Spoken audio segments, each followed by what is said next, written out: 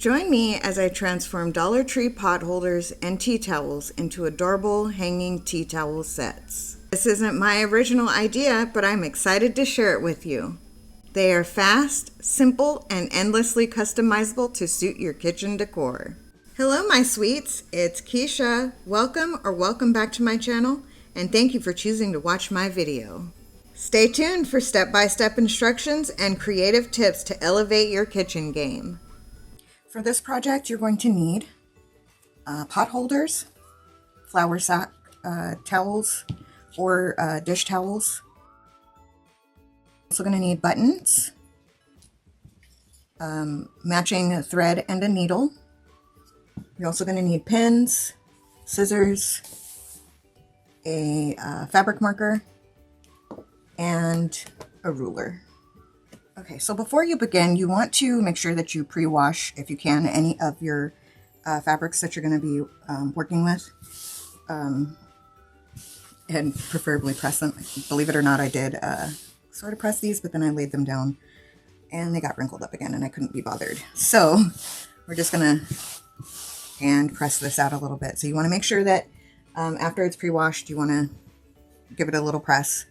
And for this, we're going to fold the tea towel in half.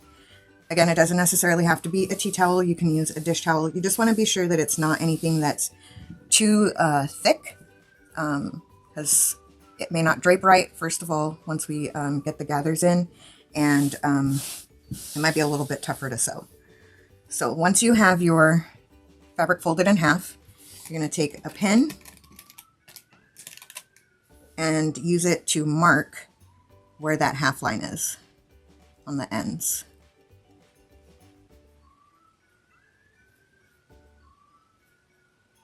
Okay, so I have one pin in here.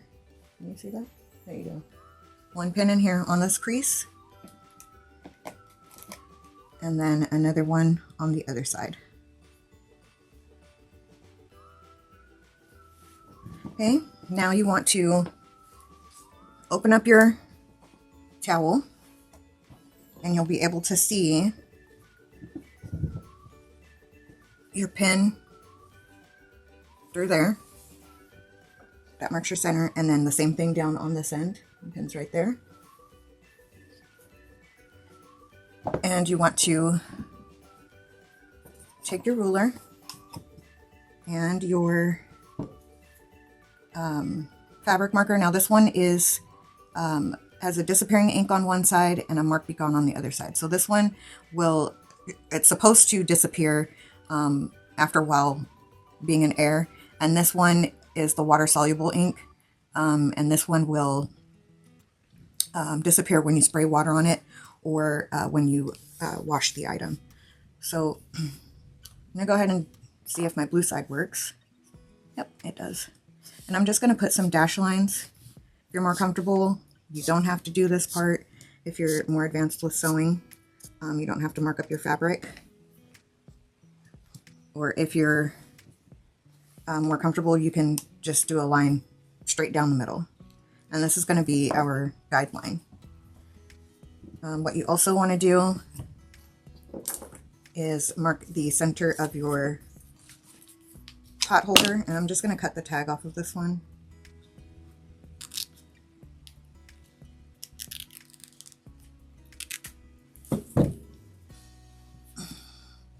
And you want to find the center of it. Just clip this thread right here.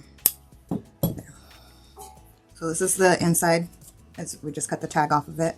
And then you just want to kind of fold it over on itself and mark the center on it. And you know what? I'm going to do it the right side out. So this is the right side. I'm going to do it this way since it's so thick. And again, just pin it kind of on the center of that hump. Now this doesn't have to be like absolutely perfect. Nothing that we do is perfect. So you just want to kind of get it as close to the center as possible. Okay, so now we have our pot holder marked. So next what I'm going to do is get my sewing machine set up, and you can absolutely do this by hand.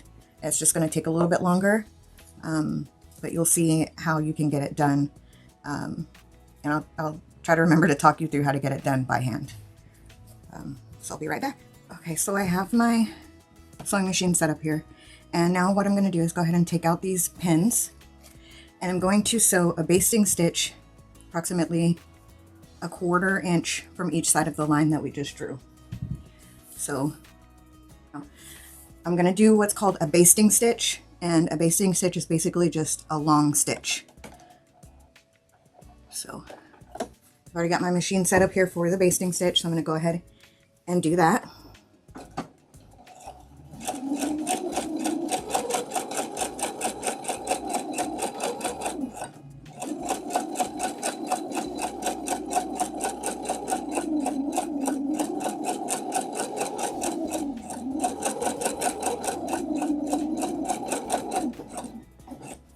And then I want to make sure that I pull out a long tail and cut it off. So you can see here I'm about a 1/4 inch away from the line that was drawn. So now I'm just going to do it on the other side of the line.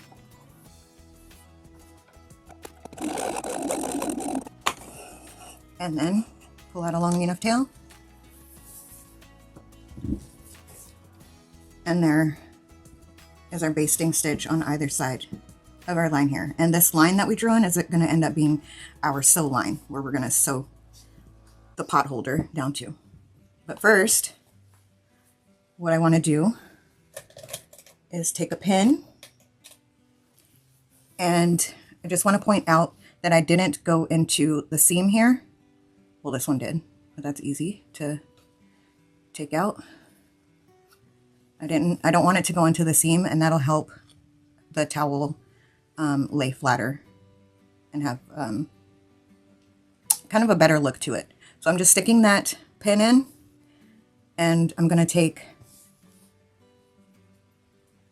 the bottom thread and the top thread together, threads, both of them, all 4 of them.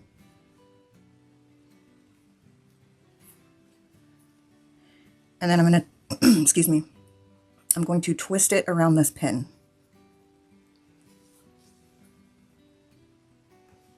Or wind it around. And this is just going to act as an anchor.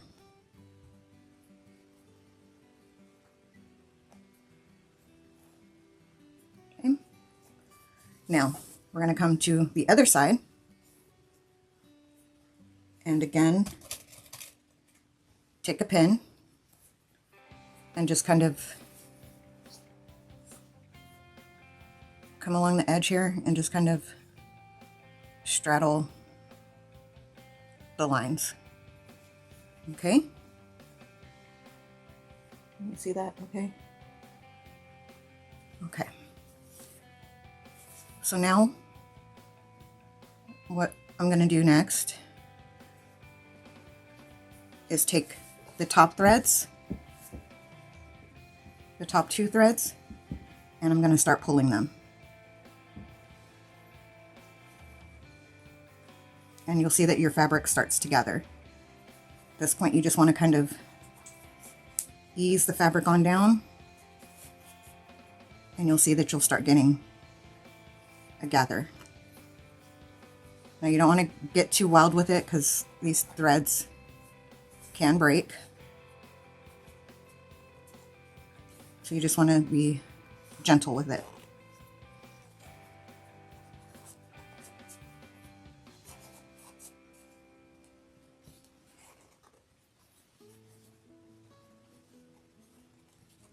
Okay, so when you get to a certain point, you just want to stop and check to see if your hot pad is the same length, or I'm sorry, your fabric ends up being the same length as your hot pad.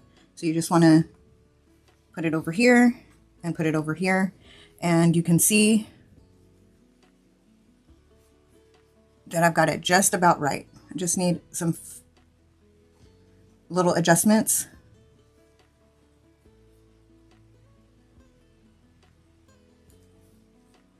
Okay, so I know this is where roughly where I want it to be.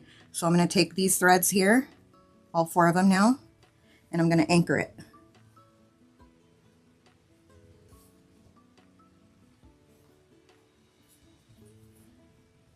And to anchor it again, we're just going to wrap all 4 of them around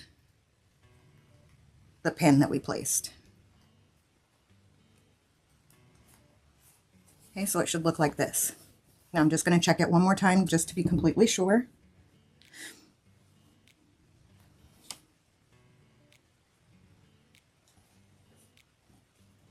And that looks about right. So what I'm going to do now is just spread this out and just even up those gathers. This doesn't have to be absolutely perfect. You just want to make sure they're sort of evenly distributed. And in between here, you can still see where our sewing line is.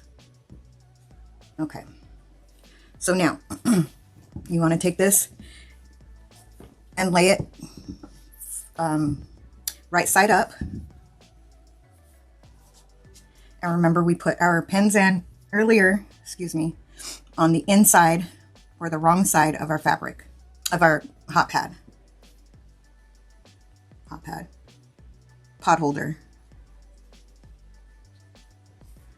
So this is our center point, our pin, and then we have our line on this side. So you just want to take and line your pin up and the edge of your pot holder to the pin. Okay, again, this doesn't have to be like absolutely like dead on perfect, but you do want to make sure that when you fold this up, they match. Okay, so excuse me, what I'm going to do now is come on this side and just place a pin. Okay, and make sure that those are together, and they are. And we're going to come on the opposite end. Excuse me, I'm so sorry. And do the same thing. So we're just going to line up our pin here with our mark on this side.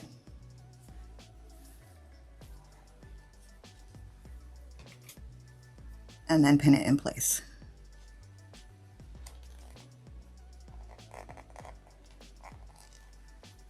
Okay, so at this point now we can take these pins off the back because this is now anchored.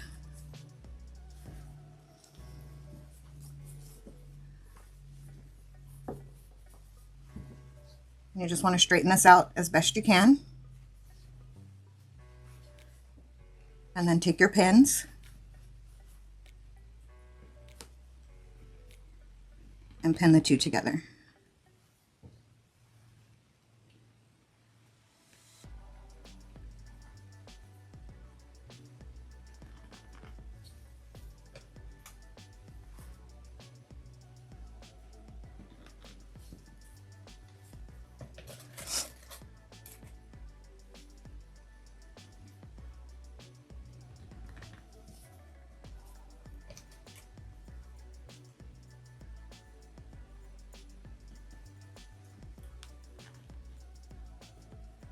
I think that last one was overkill, but that's okay. All right, so we're all pinned in place. This isn't going anywhere. So now, if you're hand sewing this, it's at this point you just want to do a regular stitch all the way down the middle of your 2 basting stitches. Or if you're using a machine, you just want to sew down the middle with a regular stitch. So I'm going to go ahead and get my machine set up to do that. And once we start going, I should say before I start going, because you may not be able to see this, I'm going to pull out the pins as I go along, but I'm going to pull out this one when I come to it and try to stretch those threads out of the way. If they don't come out of the way, that's okay. We should still be able to get them out. And you just want to make sure that you aren't sewing through any pins on with your sewing needle. Not only does it dull your needle, but I have had an instance where it broke my needle and somehow the needle popped up and hit me on my lip. So there's that. So when you start, you want to go a couple stitches forward, then go in reverse, and then go forward again.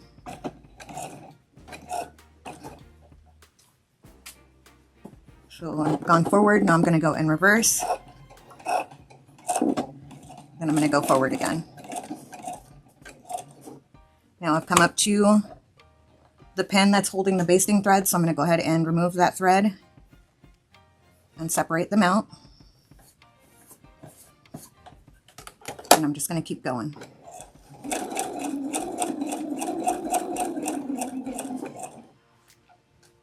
Stopping before I run over a pin.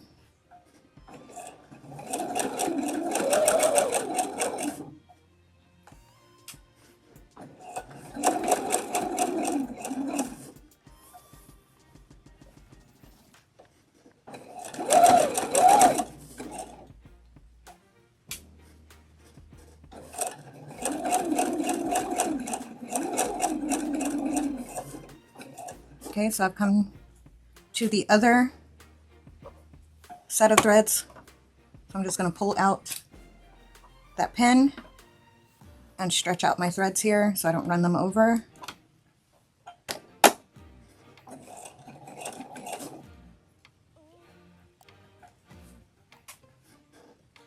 And I'm going to finish by reversing and then coming back forward. Okay, so looks like I missed a pin, but there was no tragedy, so I got lucky this time. All right, so this is what you should be looking like on the inside of the towel, and then this is what you should be looking like on the pot holder. Now, you can see here that you can see my threads on the outside, so it's at this point what you want to do is come over to the side where you were adjusting the gathers. You'll see that the threads here are extra long. You just want to pull them out. That's always so satisfying to me. And then, oh, you can't see this one. Just pull the second set out. So that's all of those basting stitch threads. And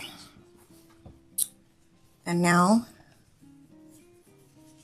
we are close to being finished with this project. So here's what it's looking like so far. So now what we want to do is clip our threads. And you just want to be careful because I did accidentally cut the second pot holder that I was doing. I'll show you that here in just a moment.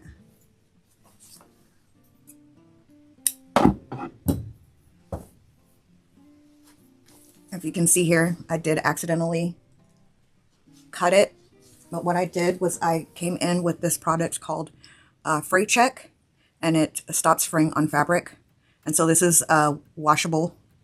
If this is something that's just going to be for decorative, by all means, just put a little bit of like tacky glue or Elmer's glue or something on there if this isn't something that's going to be washed. Because it's not visible, but you know, this is something that is going to definitely be washed. So I wanted to use something that's meant to stop this from continuing to fray from my accident of cutting it while I was cutting the tag off. Okay. So I don't know if I mentioned before, but when you do put your hot pad down, you want to make sure that the loop is in the back so that whenever you fold it up, if you have a decoration on the front, then your loop comes over to the button that we're going to be sewing on next. Okay, so I'm going to go ahead and get this guy off of the table and go ahead and sew the buttons on. All right, I have my button here along with a needle already with the thread in it, and I tied the end with a knot. And this is the button I'm going to use. Unfortunately, I don't know where all of my buttons went. So this, I thought this was kind of cute with it. It doesn't exactly match, but I still think it's cute. So I'm going to use that. So what I want to do, typically I like to hide the knot behind the button. So I'm going to go ahead and loop my thread in right here. But first, sorry, let's back up a little bit. You want to just make sure that where you have your button placed at, you're going to be able to get that loop in and around it. Okay, so I'm going to go right about there. I'm just going to straighten that up. Now I'm going to come in from behind and find my button hole. But I'm actually kind of just nipping the fabric a little bit right here so that I can hide this knot in between the button and the fabric. So I'm going to do that. Then I'm going to go ahead and start applying the button.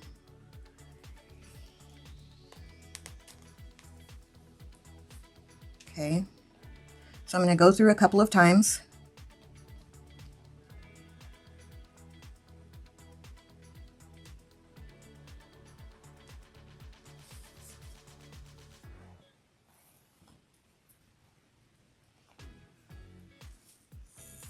Let's go 3.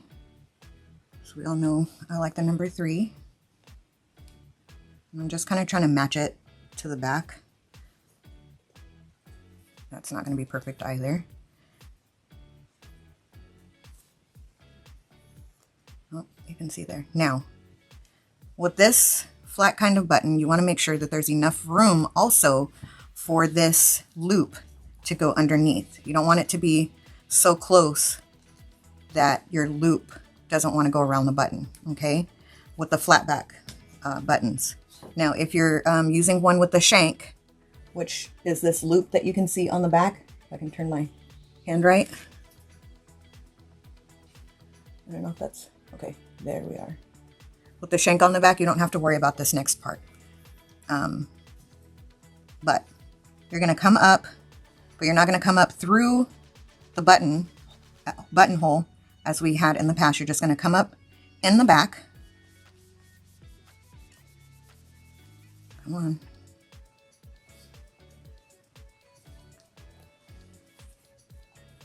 So we're now again in between the button and the fabric with our thread, and you just want to wrap it a couple of times.